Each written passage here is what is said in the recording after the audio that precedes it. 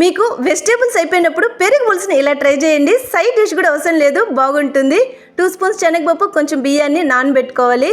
ఒక బౌల్లోకి ఆనియన్, సోంపు, అల్లము, మిరప్పొడి, పసుపు పొడి, కట్ చేసిన కరివేపాకు, కొత్తిమీర, సాల్టు, శనగపిండి, కొంచెంగా సోడా యాడ్ చేసి వాటర్తో గట్టిగా కలుపుకోవాలి. ఆయిల్ హీట్ అయినాక ఆయిల్లో చిన్న సైజు బోండాల్లాగా వేసి ఫ్రై చేసి తీసుకోండి.